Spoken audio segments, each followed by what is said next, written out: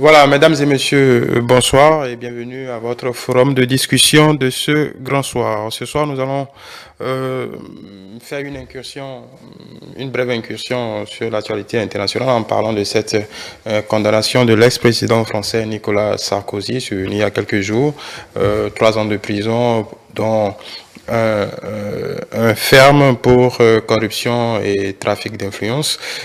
Pour que l'information soit complète, le conseil de l'ex-président de la République française ont introduit un recours en cassation, donc qui a pour effet de suspendre l'appel prononcé en appel. Nous allons scruter rapidement cette information et voir quelque peu les réactions ici ou là et peut-être transposer ce type de fait dans notre contexte. Avec Louis Francis Attadé, bonsoir. Bonsoir. Je rappelle que vous êtes analyste politique. Pachedo Agossou, je rappelle que bonsoir déjà. Bonsoir. Je rappelle que vous êtes philosophe politique et enseignant. Et si tout va bien, nous devrions avoir avec nous depuis Paris Sophonie Jed Kabouré, économiste et directeur général du think tank L'Afrique des idées. Voilà, il va certainement nous rejoindre. À propos de cette condamnation, première fois dans l'histoire politique française, c'est vrai qu'il y a beaucoup d'affaires qui lui pendent au nez depuis quelques années. Une condamnation en appel, qu'est-ce que ça vous inspire? Moi, je crois que ce qui vient de se passer en France, c'est ce qui devait être. Je crois que le comble, c'est qu'il n'est pas encore sorti totalement de l'auberge. Il y a encore plusieurs procès qui viennent. Vous savez évidemment que les questions même liées au financement de sa campagne par Kadhafi sont encore là. Il y a que le président Sarkozy a posé certains actes. Vous avez cité par exemple au nom des chef d'inculpation ou d'accusation, vous avez cité la corruption puis le trafic d'influence. Mais il y a aussi le désordre qu'il a créé en Afrique et en Europe de l'Est. Oui, bon, ça ne fait pas objet de procès. Bon, mais bon. Pour ceci, vous savez que le pouvoir en cassation est suspensif. Oui, de l'exécution de cette peine. Donc, il ne va pas porter... pas de bracelet électronique pour le moment. Et puis, de toute façon, il ne ferait pas la prison. Bon, oui, pour l'instant. Mais non, mais écoutez, c'est juste pour le moment, parce que quoi qu'on dise... Non, même si la condamnation était faite, c'était déjà prévu, un enferme, c'était avec un bracelet électronique. Mais je sais, évidemment, que vous savez que lui-même est un avocat. Vous savez que... Vous savez qu'il fut ancien président de la République. Et vous savez évidemment que pendant qu'il était dans la charge, il a dû nommer aussi plusieurs dans la haute juridiction. Donc ce sont les hauts magistrats en fait qui vont nous dire la suite des événements. De toute façon, c'était évident que Sarkozy allait finir par être condamné de façon ferme. Bon, en fait, j'ai estimé que c'était un beau cadeau qu'on lui a fait parce qu'il méritait 5 ans ferme. Je ne suis pas un juge. Ça, c'est pas. Est-ce que ce ne sont pas les ressentiments envers l'homme d'État français qui parle ou bien vous parlez en tant que connaisseur? Non, mais ce que je dis, c'est que c'est parce que il y a un moment que il y a un rebondissement, j'allais dire même jurisprudentiel, dans cette affaire. Malgré ça, on l'a vu dans plusieurs conférences. Et les gens attendaient à ce que le droit soit dit pour que ce soit désormais, ça fasse école, non seulement ici et ailleurs. Mais c'est une première dans l'histoire. Mais écoutez, les chefs d'État, que ce soit ici ou ailleurs, même aux États-Unis, de plus en plus, on se rassure qu'ils deviennent des citoyens et qu'ils peuvent être à tout moment être écoutés et entendus. Donc ce n'est plus les omnipotents que nous avions, qui avaient la toute puissance sur les dispositifs de l'État, mais aujourd'hui on sait évidemment que la justice est un pouvoir et que les citoyens doivent répondre de leurs actes. Cela appelle évidemment à des normes d'éthique dans la gouvernance, des normes de morale, de bon comportement et surtout de bonnes pratiques. Je crois que ce qui s'est passé en France, c'est à saluer, mais le pouvoir en cassation qui est suspensif, je crois que c'est diversement apprécié, puisque j'ai joué des amis français, avocats, là-bas. qui m'ont dit qu'en principe, ça ne devait pas être suspensif, parce que je crois que chacun a ses griefs contre Justement, on va en parler en attendant de retrouver Souvenir Jet Kaboulé qui est d'ores et déjà en ligne. Pachedo Agossou, comment vous entrevoyez ça? Parce que c'est vrai, on ne connaît pas le fond du dossier, donc on ne va pas faire un débat juridique. Mais sur la forme, en fait, ce qui se passe là, c'est qu'un ancien président de la République a été condamné. Quand on transpose ça dans notre marigot habituel, peut-être qu'on aurait déjà tout entendu. Bon. C'est-à-dire que ça s'est fait sans... Il y a eu des critiques ici et là, hein, on va y revenir tout à l'heure. Mais comment vous appréciez déjà cet événement? Enfin, c'est une première. Avant de transposer cet événement dans le cadre qui est le nôtre, il faudrait rappeler un certain nombre de faits. Moi, je ne crois pas que ce soit inédit, comme tout le monde le dit, parce qu'en 2011, déjà, l'ancien président Jacques Chirac a été condamné à 2 ans d'emprisonnement, mais avec sursis. Oui, mais bon, c'était pas au pénal, c'est vrai que c'était pas pour des affaires qui relevaient de sa gestion de l'État français, mais plutôt pour son passage à la tête de l'hôtel de ville de Paris. Il faut rappeler que Nicolas Sarkozy est au cœur d'un feuilleton judiciaire avec beaucoup de rebondissements. Vous voyez, ce qui m'a vraiment frappé, moi, c'est l'arrogance et le cynisme dont il a fait preuve chaque fois où il était appelé à prendre position dans les médias concernant cette affaire-là. Parce qu'au fond, c'est quoi? Un ancien chef d'État qui a une ligne téléphonique officieuse. C'est là.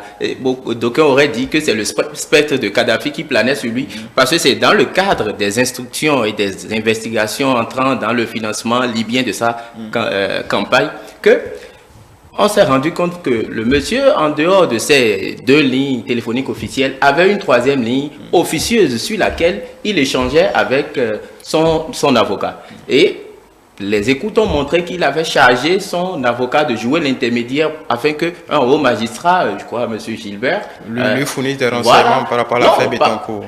Influence. Pendant tout le temps, il a été arrogant. Il a été vraiment discoutoir dans les médias et tout.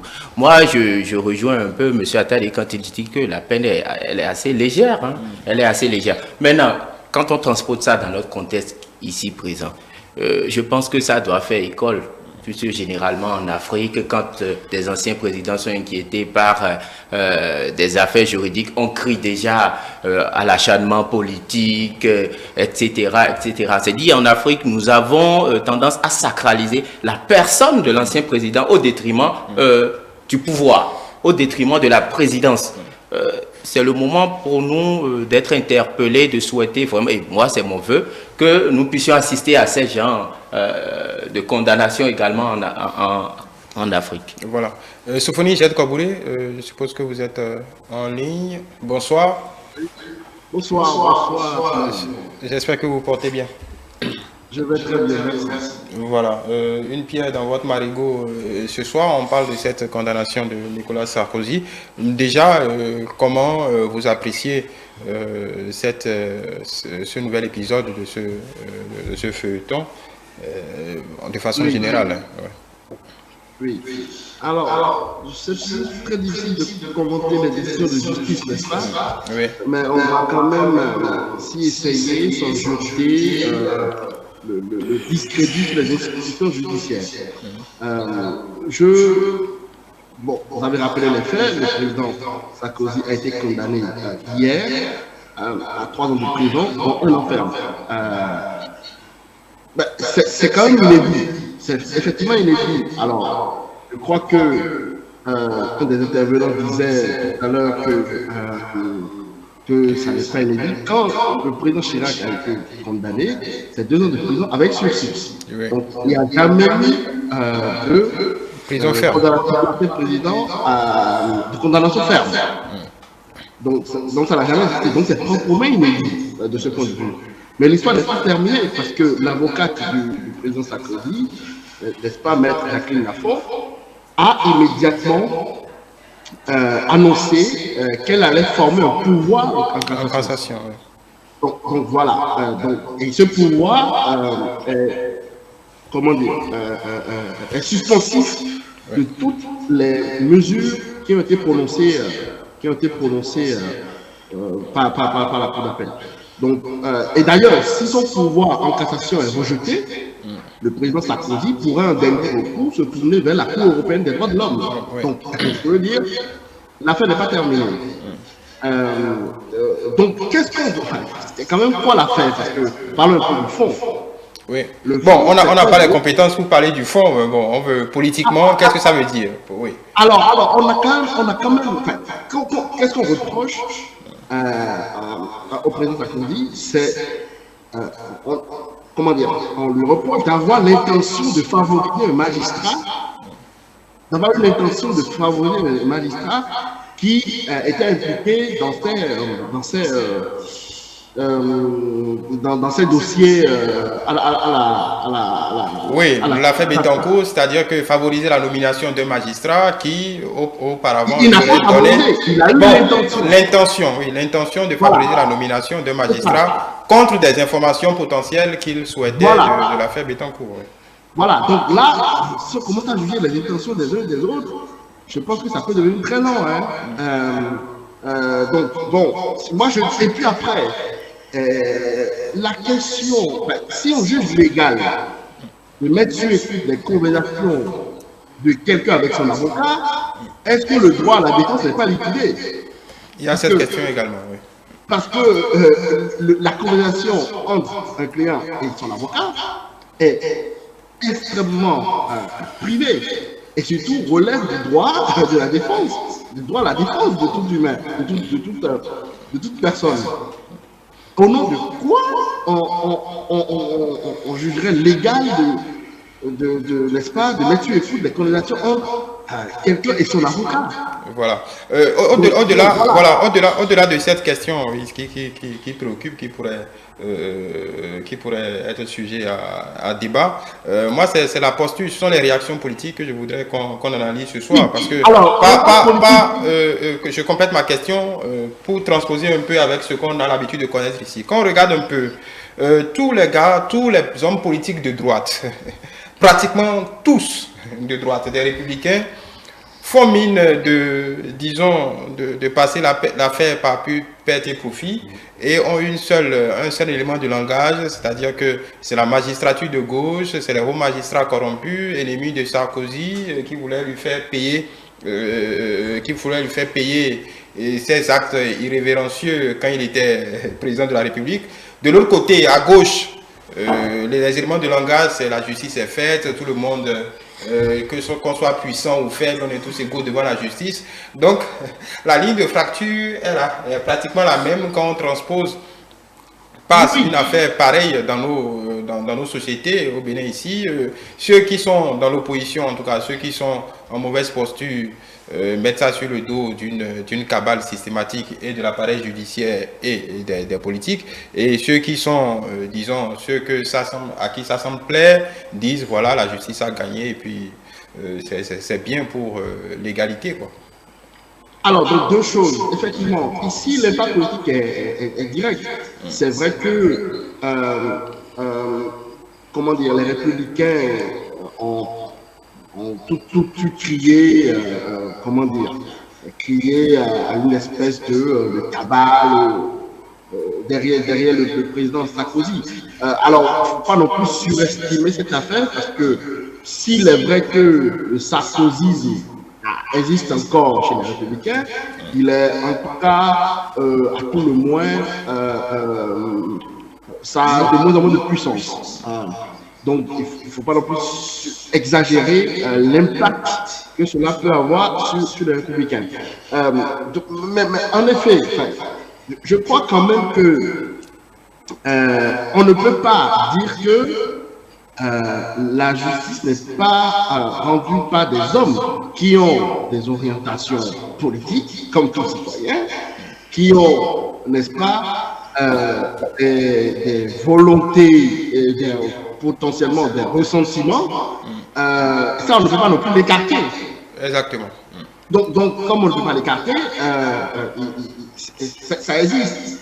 Moi, ce que je retiens quand même, si on traduit ça dans notre contexte, dans les pays africains en général, je pense qu'on ferait une erreur d'analyse profonde parce que la République a été proclamée depuis 1789 en France. Oui. Donc, bon, c'est pas tout à fait un jeune État.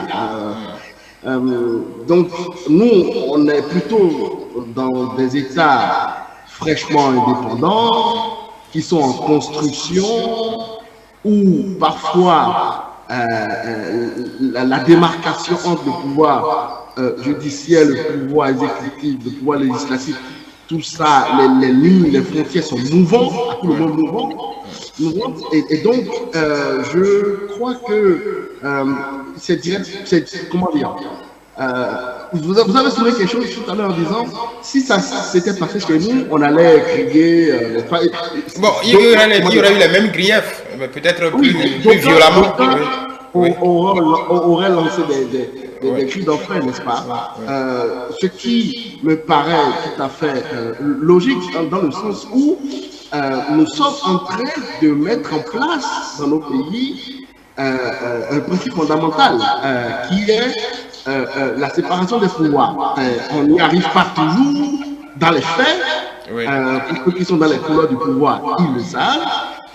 On n'y arrive pas toujours dans les faits, mais en fait, on est en train de consolider ça. Donc, voilà. On a des frontières qui sont plus mouvantes.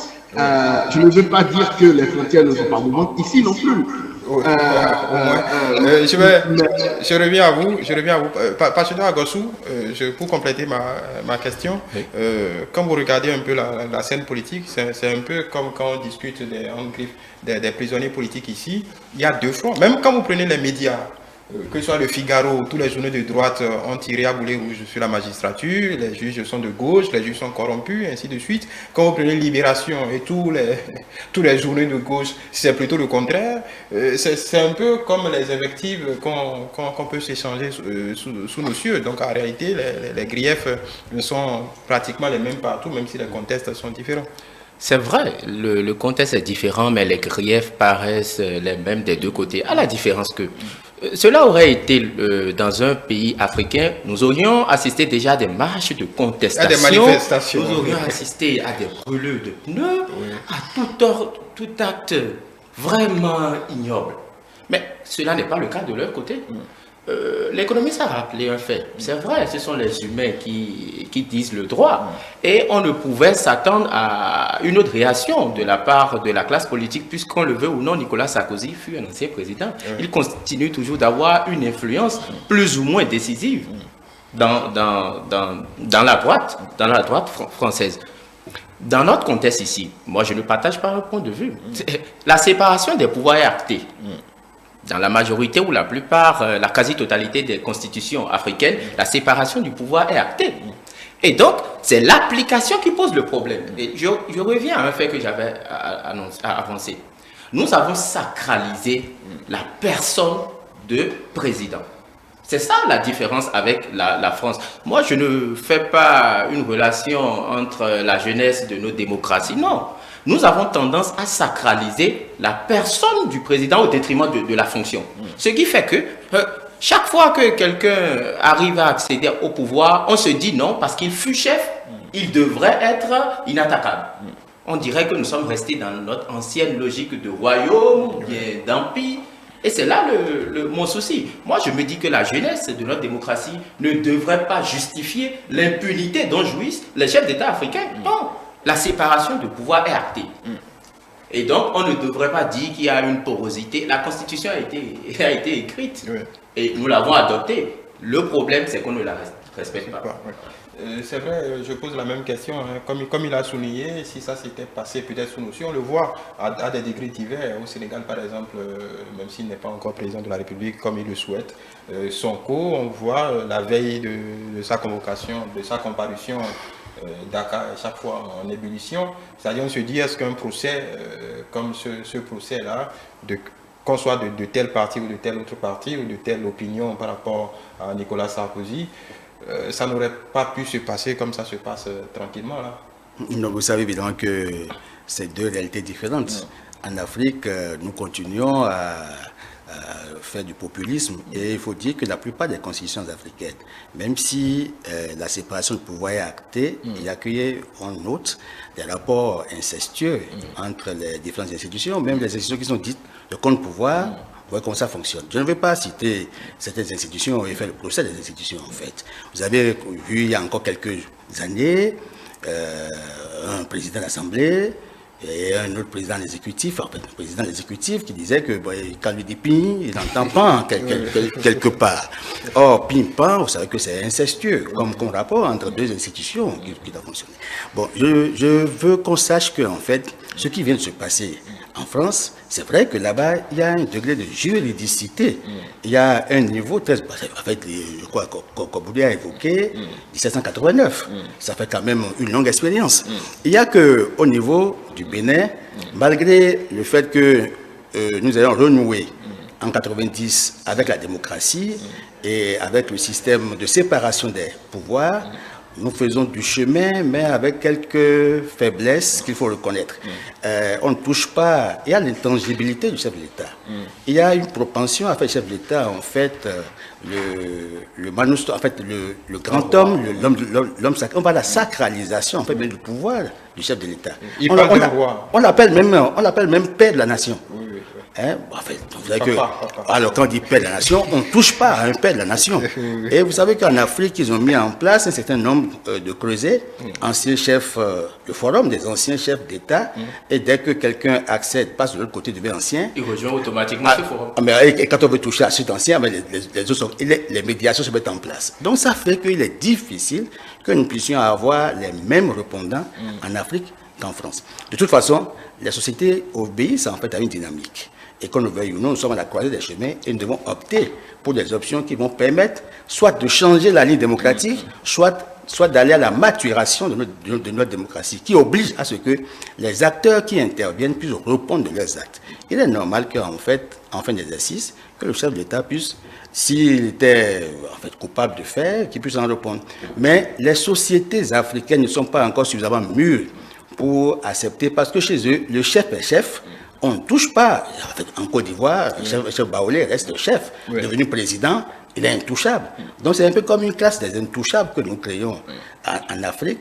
Mais nous devons aller à... Il faut casser ce mythe de cela, ce qu'on puisse permettre à ceux qui rentrent dans la charge de pouvoir tenir compte désormais de la justice, qui est un pouvoir indépendant. C'est en fait l'indépendance du pouvoir judiciaire. C'est la question en train de célébrer en France. Vous parlez d'indépendance du pouvoir judiciaire, je vais poser une question un peu perverse, déjà parce que il y a des faits par rapport à ce dossier particulièrement, parce que la magistrate, en tout cas, qui a procédé, qui a dirigé en tout cas, qui a présidé à cette session d'appel, de façon factuelle, avait eu des mots par le passé contre le président Sarkozy. Je ne sais pas si vous vous rappelez du mur des cons. Donc en réalité, il y a des précédents. Donc ce n'est pas, les accusations aussi ne sont pas fortuites ou gratuites. Mais ce n'est pas l'objet de mon propos. L'objet de mon propos, c'est que quand on regarde un peu Sofoni Jet Kobouré, les gars de la droite, Sarkozy, je pense qu'il a réagi aujourd'hui vertement. Il crie à l'instrumentalisation de la justice, une justice de gauche, et ainsi de suite. Est-ce que, je parlais de questions perverses, pour le coup, il n'y aura pas d'Amnesty International, il n'y aura pas d'organisation de la société civile qui viendra crier à l'instrumentalisation de la justice en France, du fait qu'une partie, en tout cas qu'un camp, crie à l'instrumentalisation de la justice, comme ça se passe chez nous. C'est-à-dire que personne ne viendra crier, comme aux États-Unis d'ailleurs, dernièrement avec la comparution de Donald Trump. Donc, grosso modo, est-ce qu'il n'y a pas un problème qui se pose? Parce que ce n'est pas nous. Peut-être que ce serait bien que nos organisations de la société civile émettent quelques commentaires par rapport à ce qui vient de se passer. C'est pour mettre le doigt sur la différence de traitement de ce type de dossier, de ce type d'approche, parce que ça se serait passé chez nous, comme on le voit, on aurait déjà profusion de commentaires de tous les côtés. Oui, en effet, je suis totalement d'accord que surtout la réaction, n'est-ce pas, de la société civile n'est pas du tout la même ici que ce qu'elle aurait été, n'est-ce pas, dans certains pays africains. Mais pour moi, ça c'est tout à fait normal. Ça n'est même pas à déplorer, c'est lié, n'est-ce pas, à des raisons historiques. Je veux quand même rappeler quelque chose. Et vous savez, nous avons la notion même d'État est une idée neuve en Afrique. C'est-à-dire que, si vous voulez, bon, vous pouvez lire, il y a un grand anthropologue américain qui s'appelle George Peter Murdoch, qui a fait un excellent travail et qui montre que jusqu'en 1880, donc il n'y a pas longtemps, hein, en fait, il n'y avait pas de structure politique ayant un niveau de hiérarchie juridictionnelle comparable à un État moderne. C'est-à-dire, concrètement, il y avait moins de 5% des Africains qui vivaient dans des sociétés qui avaient un État. Donc, la notion même d'État, de création d'État, c'est une idée nouvelle. Le Bénin, l'État que nous appelons le Bénin aujourd'hui, c'est une collection de royaumes, si vous voulez. Exactement. C'est une collection de royaumes. Donc, on est bon, pour le coup, qui avait leur propre, qui avait quand même des systèmes disons, de droit, même si on n'est pas dans le droit moderne, qui avait un système de, voilà, mais on n'était pas du tout sur des échelles comparables. Effectivement, quand vous élisez le chef du clan, c'est un des vôtres. C'est quelqu'un, comment dire, c'est quelqu'un du clan, c'est quelqu'un de l'ethnie. C'est d'ailleurs pour ça que les Africains, en général, ils n'ont aucun problème que le chef du clan fasse 20 ans ou 30 ans de pouvoir, mais dès que le chef de l'État doit faire un troisième mandat, tout le monde crie. Pourquoi? Parce que la démocratie amène quelque chose qui est totalement différent des mentalités claniques. Oui. La démocratie dit que la légitimité se fonde dans les institutions, mais qui sont impersonnelles. Et donc, finalement, on passe d'une logique où on a un chef du clan qui est quasiment un des nôtres, qui est notre sang, avec qui on partage, qui est de corps et de chair, qu'on peut toucher, qu'on peut aller voir, qui comprend comment dire, notre dialecte, qui mange la même chose que nous, etc., à une logique où, finalement, le chef, c'est finalement les institutions. En fait, la démocratie dépersonnalise le pouvoir. Oui, bon, dans les faits, chez nous, potentiellement, puisque en réalité, quand vous regardez bien, elle est plutôt personnalisée, elle est plutôt incarnée, on va dire. Oui, parce que le changement de logique ne va pas se faire du jour au lendemain. Le changement de logique, c'est pour ça que nous sommes dans des démocraties de constitution, et malgré cela, la personne du chef de l'État, je crois que c'est monsieur Agossou qui l'a dit tout à l'heure qu'on parlait du père de la nation. Oui, du père, le roi, oui. Africain, pardon. Parce qu'on voit encore dans cette nouvelle logique d'impersonnalisation du pouvoir, comment dire, le corps du roi. Quoi, si oui, le roi, oui. Pasteur Agossou, cette différence de... Moi, je ne voudrais pas vraiment partager cette lecture. C'est vrai qu'il y a un sociologue qui a effectué des travaux là-dessus, mais là n'est pas le problème. On a situé la démocratie au XVIIIe siècle ou au XIXe siècle. Ces générations-là sont révolues. Ces générations qui sont censées perpétrer les mêmes mentalités ou le même système clanique, sectarique de royaumes et autres sont révolus, sont passés. Ceux que nous avons aujourd'hui à la tête de nos États, qu'on qualifie de jeunes et autres, mais ils ont tous été à la même école que ces élites-là aujourd'hui qui sont aux affaires dans des États européens et autres. Beaucoup, ils ont bénéficié des systèmes de bourse d'alors ou même la majorité a étudié là-bas. Mais quand ils reviennent, ce sont les mêmes là qui nous pondent les mêmes tests, qui causent les problèmes auxquels nous sommes confrontés. Vous voyez un peu? Donc moi je me dis nous sommes quand même à un niveau où il faut arrêter la socio-histoire pour justifier un certain nombre de faits dans lesquels ou de situations dans lesquelles nous végétons.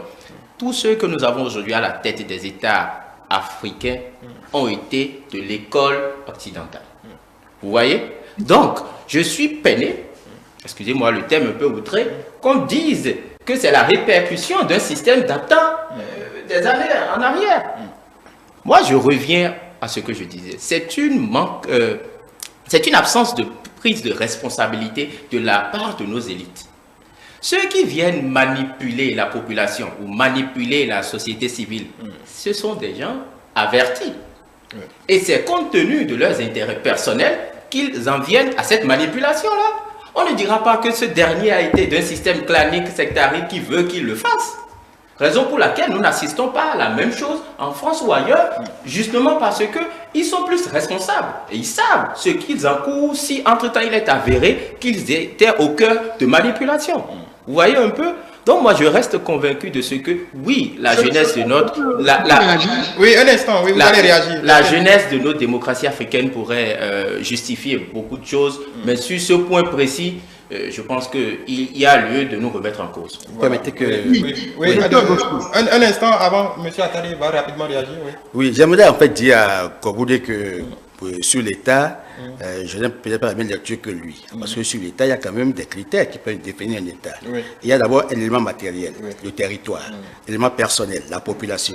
Un élément juridique, c'est-à-dire les lois qui régissent. Et la reconnaissance internationale. Moi, je ne veux pas qu'on fasse un débat sur l'État, mais c'est la différence de traitement. Bon, c'est vrai qu'on a un problème.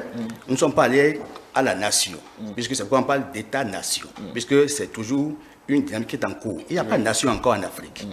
Bon, donc, ceci étant, sur la question du traitement dont vous parlez, vous savez que les constitutions africaines, pour la plupart, ont une forte propension à, je ne veux pas dire à la monocratie, mais malgré la démocratie, on sent qu'il y a une place belle qui est faite en fait au chef de l'État. Si bien que, par endroit, les démocraties, quoique africaines, ressemblent un peu à des monarchies, hein, comme vous avez vu au Tchad, au Gabon, au Togo, ce qui n'est pas le cas au Bénin. Donc il y a les lectures différées qu'il faut faire par rapport à la démocratie en Afrique. Ceci étant, sur la question de l'indépendance de la justice, vous savez évidemment que, de façon consensuelle, il arrive qu'on opte par exemple pour une amnistie, qui découle par exemple en 1989, lors de la faillite de l'afro-massisme, avait des ardoises, il y avait un passif. Et on a dit, bon voilà, la conférence en 90, qu'est-ce qu'on fait? On a dit, mais on passe les ponts là-dessus. Amnistie, on va l'immaculer, on le déresponsabilise, on le remet en scène. Parce qu'on a voulu aller à la paix. Et c'est le prix à payer. Et ça permet évidemment de relancer. Alors en Afrique aussi, vous savez évidemment que la plupart des chefs d'État, quand ils veulent quitter, en fin de mandat, ils créent parfois l'imbroglio et ils aiment l'arbitrage qui vient, qui leur met dans notre confort. En général, ils ne se laissent pas aller dans les liens de la justice parce que le peuple même n'est même pas préparé à envoyer les chefs d'État en justice. Moi, je ne parlais même pas de ça. Je dis pourquoi aucune... comme ça, c'est le cas chez nous régulièrement, il suffit qu'un représentant d'un camp politique se retrouve en difficulté avec la justice pour que les réactions pondent de partout. La culture démocratique n'est pas encore ancrée. Et nous y allons. C'est ça qui justifie. Donc, quand ça se passe de l'autre côté, c'est que la culture, donc quand un camp crie les mêmes griefs qu'ici, c'est-à-dire instrumentalisation de la justice politique, et ainsi de suite, là on peut laisser passer. En fait, ce n'est réservé qu'à nous, en réalité. Non, en fait, chez nous, il y a une culture démocratique qui est en cours, qui s'enracine progressivement. Là-bas, il y a eu des années de démocratie. Vous voyez, par exemple, aux États-Unis, vous voyez, en France. Ce n'est pas les mêmes années, même siècle d'expérience démocratique. Donc, on a encore des excuses. Donc, vous voulez dire qu'Amnesty International et tout ça, c'est créé pour nous, en réalité? Écoutez, on va faire nos débats sur Amnesty International. Oui, c'est pour nous dire comme vous Oui. Oui, je vous écoute. Oui, très rapidement. Oui, allez-y. Oui, alors, tout à l'heure... On ne va pas faire un débat de sociologie ou de... Non, je pense que c'est quand même important de donner quelques éléments là-dessus. Oui, allez-y, très rapidement. Monsieur Agossu, tout à l'heure, disait, les chefs d'État en Afrique, ils ont aussi étudié dans les mêmes écoles, dans les écoles occidentales, etc. Oui, mais c'est pas parce que le chef de l'État a étudié dans des écoles occidentales que la société, elle change. Vous pouvez écrire la constitution la constitution que vous voulez. La société, dans ses mœurs, dans sa culture, ne change pas pour autant à coup d'écriture d'écriture de constitution. C'est la vie, les contradictions internes de la société qui amènent vers une société démocratique.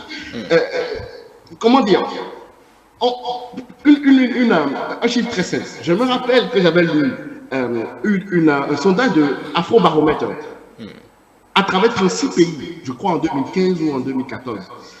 Sur 36 pays, et qu'est-ce qu'ils ont remarqué? Que les Africains expriment plus de confiance dans les institutions dites informelles, les chefferies traditionnelles, etc., qu'envers les organismes exécutifs publics. Ce n'est pas moi qui le dis. C'est Afrobaromètre dans son enquête. Donc, la question, ce n'est pas de savoir si le chef de l'État a étudié dans une école occidentale, c'est quelle est la société que ce chef de l'État qui a étudié dans une école occidentale, quelle société, quand il revient dans son pays, quelle société voit-il? Quel est l'état de la société? Et quand monsieur Attali dit on a une démocratie en cours de construction, oui. Je suis tout à fait d'accord. D'ailleurs, j'invite les gens à aller sur le site de l'Afrique des idées, donc l'afriquedesidées.org. J'ai écrit une tribune qui s'appelle « Sur la lancinante question de la démocratie en Afrique ». Il fait du mois d'avril. Et dans ce papier, j'expliquais que, en fait, les 3 conditions préalables à l'accomplissement démocratique de Condorcet et même de Pierre Rosanvallon, c'est-à-dire que ces 3 conditions sont en cours de déploiement en Afrique. Première condition, c'est la confiance des citoyens dans les institutions. Je vous ai dit que l'Afrobaromètre a démontré que les gens sont encore très attachés aux institutions traditionnelles. Informelles.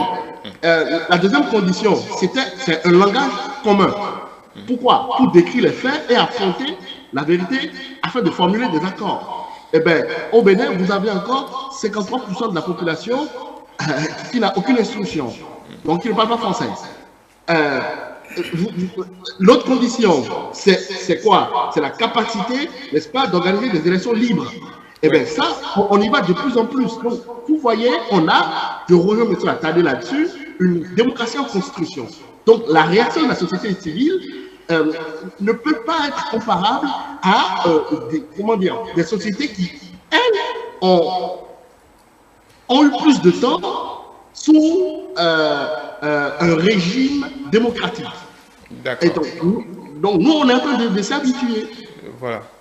On s'y habitue. Moi, j'estime que c'est une analyse très très pertinente, mais qui, ma foi, ne convainc pas, mais plutôt me conforte dans ma position, simplement parce que vous avez avancé des chiffres tout à l'heure. Vous dites que 53% de la population est analphabète et tout. Est-ce cette proportion de population qui est aux affaires? C'est ce pourquoi je relance le débat de l'école des élites et autres. Ce sont eux qui viennent proposer les tests. Pour la majorité, ce sont eux qui les mettent en exécution. Quand est-ce que nous irons à une maturation si ceux-là ne sont pas en phase avec ce qu'eux-mêmes ils viennent proposer?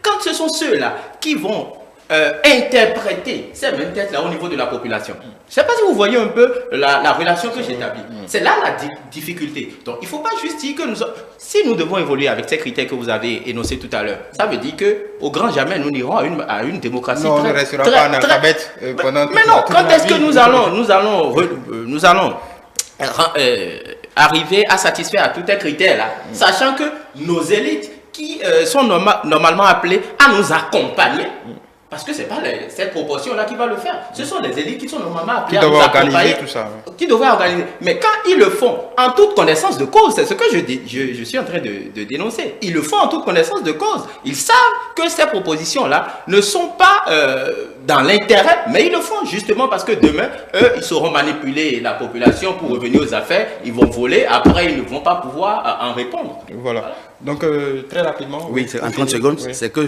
le débat démocratique est en cours en Afrique. Afrique est biaisée et les attentes sur ce plateau ne pourront pas combler le grand vide parce que vous savez qu'en évoquant le cas de Tchad, c'est une transition dynastique que vous voyez. Et au Gabon, c'est la monarchie, j'ai dit. Or, la Constitution reste la norme, en fait. C'est le fondement normatif, c'est la base juridique. Maintenant, couplé avec le code pénal. C'est en fait ça qui permettra de garantir une justice indépendante aux citoyens. Ce que Kobode dit et que je partage plus ou moins, c'est que le niveau de culture, d'éducation à la citoyenneté, à la démocratie peut mettre à l'abri la population de l'instrumentalisation, mais aussi des manipulations, car les acteurs politiques en Afrique en général jouent sur l'analphabétisme. Et c'est ce qui fait que parfois vous voyez des gens qui vont ailleurs. Ici pour le cas du Bénin, vous voyez quelqu'un qui va dans la 8e circonscription électorale et qui traîne. Il y a une marée humaine. Alors si vous, un jour vous attendez, vous voulez le viser à travers des procès, il est normal qu'en activant ce levier, les populations du Nord se soulèvent.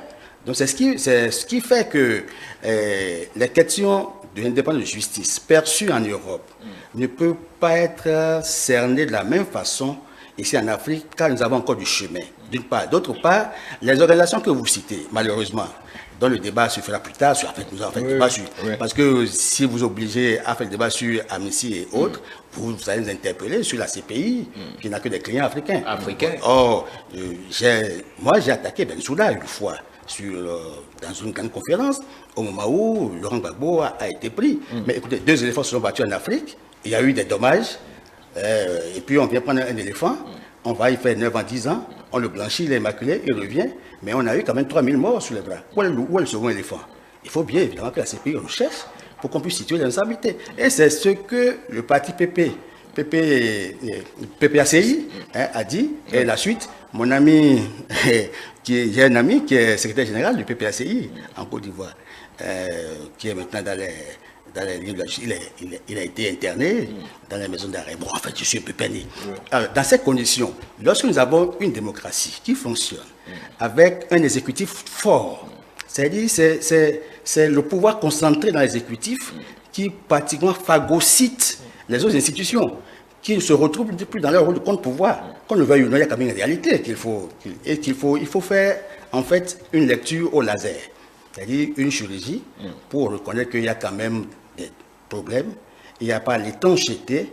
C'est vrai qu'on ne peut pas que les institutions soient des institutions pratiquement antagonistes, mais il y a des complicités, mais ces complicités, si elles sont incestueuses, elles ne peuvent pas permettre l'avancée démocratique. Et c'est tout ce qu'on peut corriger pour améliorer la qualité, évidemment, de la démocratie.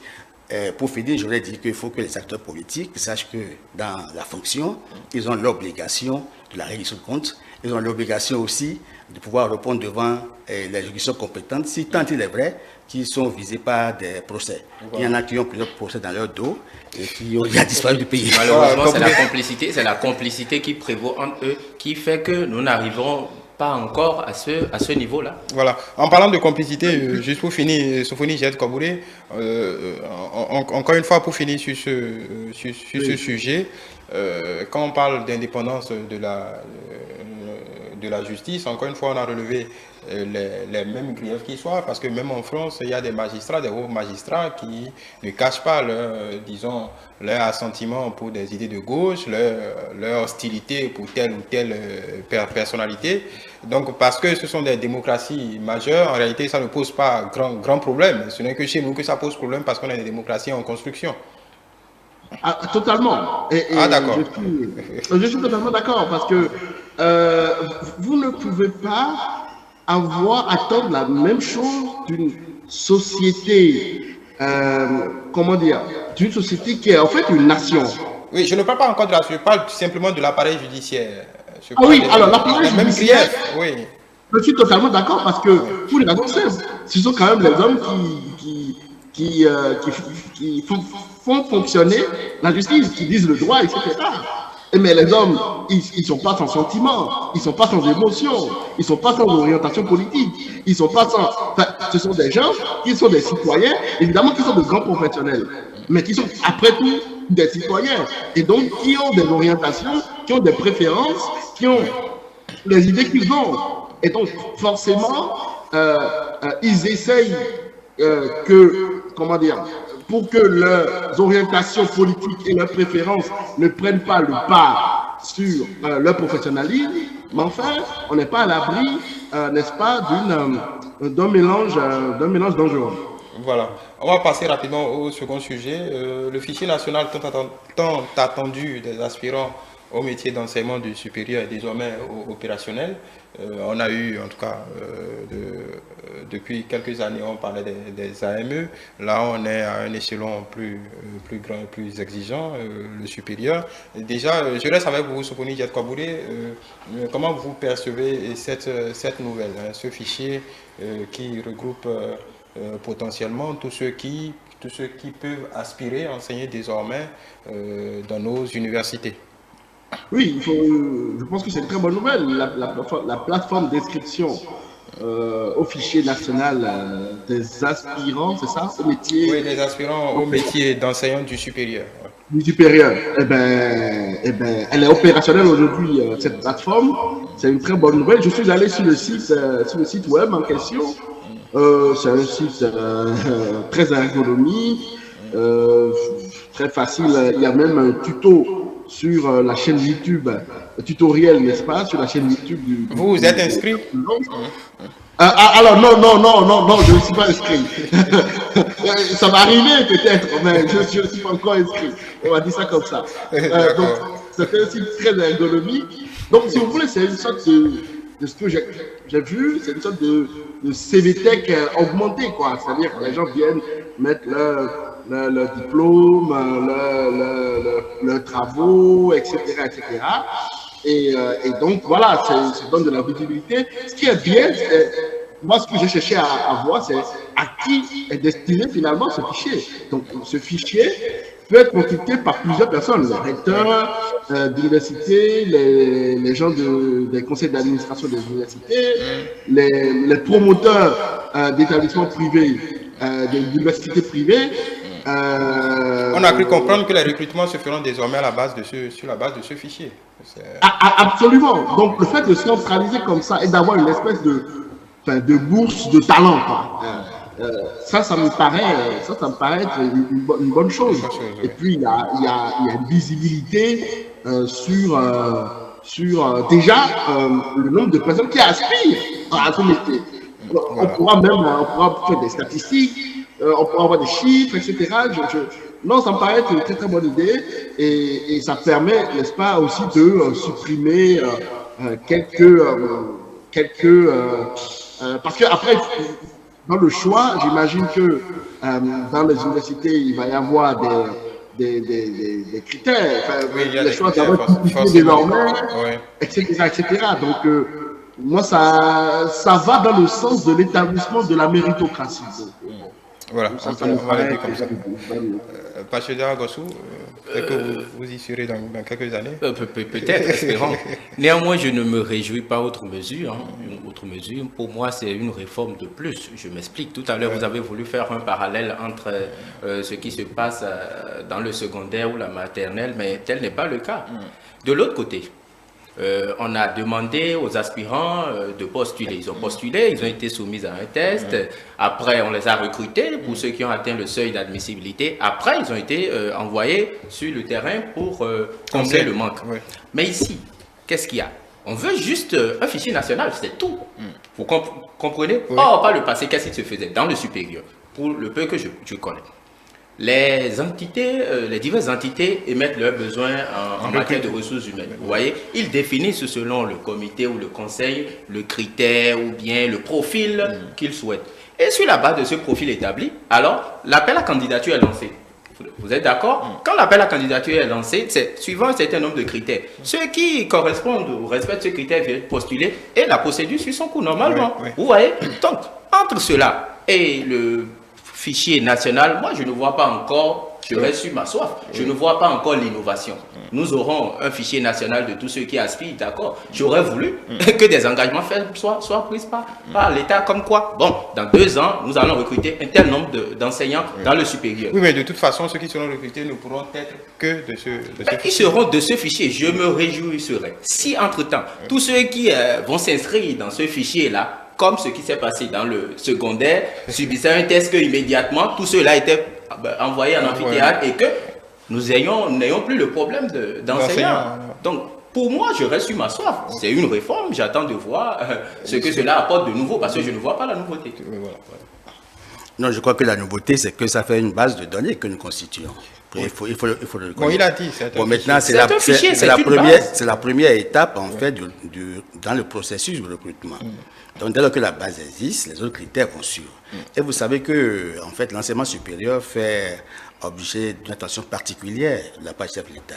Je vous rappelle évidemment que cette année, ils ont adopté la politique nationale d'incitation en fait, pour développer davantage la recherche et l'innovation. Mieux, on a mis en place la DCE, la délégation au contrôle et à l'éthique, pour faire un meilleur suivi de l'enseignement qui se dispense, mais aussi veiller à la bonne conduite et à la bonne tenue des enseignants supérieurs pour pouvoir avoir des enseignants vertueux. Et puis la troisième étape maintenant, c'est que dans le cadre de recrutement, puisqu'il y a un manque en fait, d'enseignants au supérieur, mais il faut de la transparence et de la célérité. Et je crois que nous sommes dans l'ère de la digitalisation. Il faut aller à des réformes du genre. Moi, j'ai salué en fait l'initiative. Quand vous parlez de l'attention particulière du chef de l'État, c'est vrai. On a entendu plusieurs fois s'avancer sur, en tout cas, donner ses points de vue sur. Mais lui-même, il apparaît, pour le moins, il apparaît plutôt comme, on va dire, le père Fouettard de l'enseignement supérieur. Ne nous cachons pas, il n'a jamais eu, régulièrement, il a des mots quelque peu durs. Pas quelque peu. Oui, parce qu'il a des attentes. Il a des attentes. Donc, c'est une attention particulière, mais oui, assez dure. Oui, très dur, parce qu'en fait, il sait que le supérieur, en fait, c'est un pilier, un levier important de développement. Vous savez qu'en fait, il doit faire de la recherche. Et on doit veiller à ce que la jeunesse qui doit être formée soit de très bonne qualité, puisque c'est elle qui doit assumer la relève. Oui, mais la recherche, il faut des ressources, il faut des infrastructures, il faut beaucoup de choses. Mais oui, il y a une politique nationale. Il y a un document de politique nationale. C'est-à-dire, ils ont fait le diagnostic. Ils ont défini la vision et puis les stratégies et les mécanismes de mise en œuvre en associant même des partenaires techniques. Donc, je sais qu'il y a quand même du travail sérieux qui se fait au niveau du supérieur. Alors, la création du fichier, pour moi, est venue en fait pour constituer une bonne base, une plateforme, afin d'avoir une idée sur à peu près les profils. Et en fonction des besoins qui sont exprimés par les différents départements, on saura comment est-ce qu'il faut faire pour définir les critères maintenant qui vont présider au recrutement de ceux qui seront déployés pour aller combler le manque, le déficit d'enseignants au supérieur. Je voudrais. Donc moi, je voudrais simplement que factuellement, on puisse me faire toucher du doigt l'avancée. Je ne dis pas que la constitution d'un fichier national n'est pas opportune. Non, ça vient à point nommé. Mais j'ai quelque peu essayé d'expliquer comment cela se passait avant l'arrivée du fichier. Vous avez relevé un fait très capital. Il y a manque. Bon, il y a manque. Quand on lance l'appel à candidature, qu'on le veuille ou non, ce sont ceux qui correspondent le plus au profil qui viendront. Qu'ils aient été dans la base ou qu'ils n'y soient pas, ils ont la compétence, ils ont le diplôme. Si tant est qu'ils ne satisfont pas aux critères élaborés, est-ce qu'ils viendront compétir? Non. Par le passé, des recrutements ont été toujours effectués dans les universités publiques, sans fichier. Cela ne veut pas dire que ceux qui ont été recrutés sont sans formation ou bien sans diplôme. Non. Oui, on a une base, mais ce que nous voulons, ce n'est pas la base seulement. Il faut que des engagements... J'aurais été vraiment sidéré si, avant même le lancement de ce fichier-là, des engagements avaient déjà été pris. Je crois que s'il était statisticien, si vous étiez statisticien planificateur, vous avez bien su que, en fait, le fait de disposer d'une base, c'est très important dans la décision des politiques. Sachez que à l'heure actuelle, les entités ont tous à leur niveau déjà le besoin exprimé. Donc ce n'est pas le fichier qui va apporter une solution immédiate. Moi, je dis que je reste sur ma faim.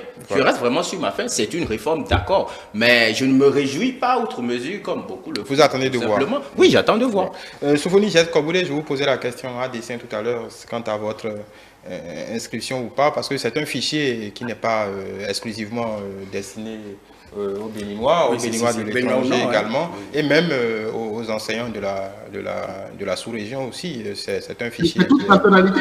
Oui, toute nationalité, un fichier qui est ouvert. Oui, effectivement, c'est toutes les nationalités.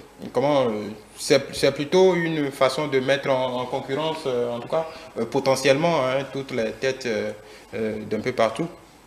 Oui. Alors, je vois que vous êtes très intéressé de savoir si mais je vous le dirai. Parce que, effectivement, l'enseignement, quand même, c'est quelque chose qui me passe par la tête de temps en temps. Mais bon, ça, c'est d'autres privés. Mais pour reparler du fichier, alors, pour moi, c'est une excellente nouvelle. Parce que déjà, vous avez le marché, c'est-à-dire vous constituez comment dire, une base de données où ceux qui peuvent compétir sont là. Donc, vous avez des profils. Alors, moi, je ne m'attends pas à ce que l'État fasse des garanties d'emploi. Enfin, je ne m'attends pas à ce que l'État dise bon, ben, inscrivez-vous, je vous embauche. Non, je ne crois pas. Soit dit en passant, les universités privées aussi, enfin, les instituts privés, ont aussi droit de consulter la base et regarder les profils et recruter aussi. Donc, il n'y a pas que l'État dans l'affaire. C'est constituer une base de données pour que tout établissement d'enseignement supérieur puisse aller sourcer des profils dans cette base. Enfin, comment dire, c'est une sorte de LinkedIn, enfin, de base de données LinkedIn, mais pour l'enseignement supérieur au Bénin, quoi.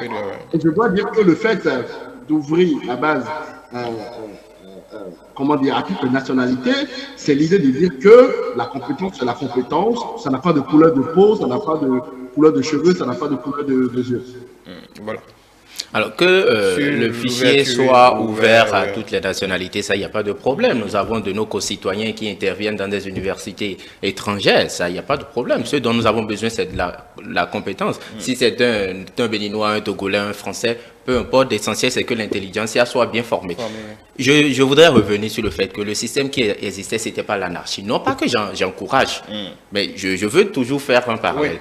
Ce n'était pas l'anarchie. Même les universités privées, il y a une procédure qui est mise en place pour ceux qui aspirent à l'enseignement dans le privé, où ils font une demande d'autorisation au niveau de la DGES, je crois bien, la Direction Générale de l'Enseignement Supérieur. Je reviens à ce que je disais. J'attends de voir les actions. Quand je demande à ce que l'État prenne des engagements, c'est pas pour que l'État recrute tout le monde. Les besoins sont là, exprimés. C'est pas forcément sur la base du fichier. L'État pourrait dire, bon, compte tenu du besoin exprimé, bon, nous prenons par le passé, nous avons vu d'autres gouvernements le faire, et ça a apporté. C'est ce qui a même favorisé une bonne politique de recrutement. Donc moi, j'attends les engagements. Je veux avoir des enseignants dans les amphithéâtres. Je veux que les étudiants arrêtent d'être à 500 ou à 200 avec un enseignant dans l'amphithéâtre. C'est mon souhait. Donc je ne me réjouis toujours pas outre mesure. C'est un potentiel enseignant. Moi, il n'y a pas encore dans le fichier, mais bon. Non, mais je ne suis pas dans le fichier. Pas encore. Hein, peut-être pas encore. Pas encore. Je n'y suis pas. Non, mais je vais faire observer en fait que il y a une focalisation, il y a une fixation du gouvernement sur la recherche scientifique. Oui. Vous savez que nous avions, depuis 2006, un document de politique nationale sur la recherche scientifique. Mais cette année-ci, il y a eu des actes forts qui ont été posés, depuis 2022 autres. Le gouvernement a adopté un document de politique nationale pour la recherche et l'innovation. Recherche et innovation. Le gouvernement est allé à la mise en place de la DCE, la délégation, en fait, le code contrôle, en fait, d'éthique dans l'enseignement supérieur. Et on voit maintenant la création d'un fichier national. Ça veut dire qu'il y a des pas qui se posent dans une dynamique donnée. Ça veut dire qu'il y a un souci d'améliorer non seulement la qualité, mais de fournir du personnel. Et parce que c'est un levier important de développement pour le gouvernement du peuple. En même temps, on peut supposer que le gouvernement est forcément dans une vision de combler ces manques-là, parce qu'en même temps, quand on parle de recherche et innovation, quand un prof a 2000 étudiants à sa charge, quelle que soit sa volonté, il ne pourra pas se consacrer à la recherche. Mais aussi, quand on le dit aussi, les pouvoirs publics ont un autre paramètre, ce sont les ressources disponibles. C'est une équation. Il y a des qui sont partis d'un diagnostic. Ils ont maintenant posé, ils ont défini la vision et les orientations, et ils ont adopté les mécanismes de mise en œuvre de cette politique-là, et ils ont associé les partenaires techniques à cela. Je crois qu'actuellement, le gouvernement est en train de faire de grands efforts, en fait, de petits pas dans la bonne direction, pour que l'enseignement supérieur rayonne. Voilà. Sofoni Jatkoboulé, pour finir, disons, avec ce fichier national, M. Attali a parlé de la politique, de cette nouvelle politique de recherche et d'innovation. En tout cas, tous les actes qui sont posés pas à pas, la politique pour la formation, destinée à la formation professionnelle et technique, qui est censée désengorger un peu le flux d'étudiants dans nos universités, et donc offrir à ceux qui restent de meilleures conditions de travail. On peut dire quand même, avec tous les autres actes, le comité d'éthique, les conseils d'administration, qu'il y a une certaine cohérence dans le déploiement des réformes dans ce secteur. Oui, en effet, il y a une grande cohérence parce que nous avons quand même notre formation de l'enseignement supérieur au Bénin, comment dire, est un sujet. Et donc, moi, je pense que, comme le rappelait M. Attali, il y a une attention particulière. Donc, mais dure. Oui, et donc l'idée, c'est voir comment optimiser un peu tout ça. Ouais. On optimise le secteur et surtout comment on réoriente les choses pour que il n'y ait pas, une concentration trop forte des inscrits aussi dans 2 ou 3 secteurs. Je vous rappelle que 50% des étudiants s'inscrivent en deux grands domaines de formation. Ouais. C'est-à-dire sciences sociales, journalisme et information, et commerce, administration et droit. Donc, ces 2 grands domaines d'information absorbent beaucoup. Absorbent 50% des étudiants. Donc, bon, voilà. On verra bien. Merci beaucoup, Sofoni Jed Koboudé. Je rappelle que vous êtes économiste et directeur général du think tank de l'Afrique des idées. Pachedor Gossou, je rappelle que vous êtes philosophe politique. Vous allez réagir une autre fois, et que vous piafiez pour réagir. Et Louis Francis Attali, analyste politique. Merci. On se donne rendez-vous demain, même heure, pour d'autres sujets, d'autres développements.